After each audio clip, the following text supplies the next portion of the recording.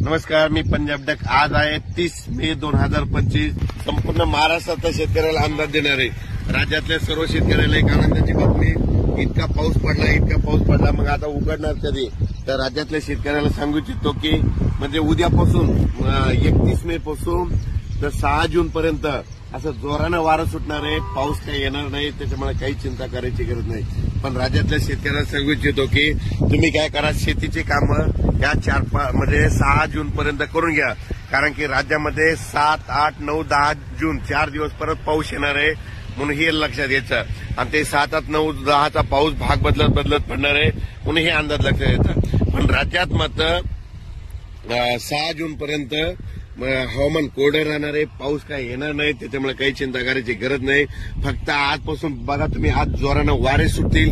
वारे सुटल्याच्या नंतर काय होईल, उद्यापासून चांगलं कडक सूर्यदर्शन होणार आहे, म्हणून हा अंदाज लक्षात येतात। पण राज्यात काय झालं, इतका पाऊस पडला, आणखीन जवळपास 8, 10 दिवस वापसा होत नाही।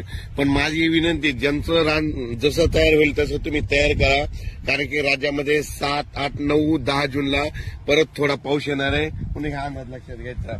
म्हणजे सांगायचं झालं तर पाऊस म्हणजे राज्यात 7, 8 जूनचा पूर्व विदर्भ, पश्चिमी विदर्भ, दक्षिण महाराष्ट्र, उत्तर महाराष्ट्र, कोकणपट्टी, खानदेश, मराठवाडा या म्हणजे सगळ्या विभागामध्ये पडणार आहे। 7 जून ते 10 जूनच्या दरम्यान तो पाऊस असणार आहे, दररोज भाग बदलत पडणार आहे, म्हणून हा अंदाज लक्षात। पण 6 जून पर्यंत म्हणजे आज 30 मे पासून ते 6 जून पर्यंत हवामान कोरडं राहणार आहे। खूप काही मोठा पाऊस येणार नाही, त्याच्यामुळे काही चिंता करायची गरज नाही। अचानक वातावरणात लगेच एक निश्चित दिला जाईल। धन्यवाद।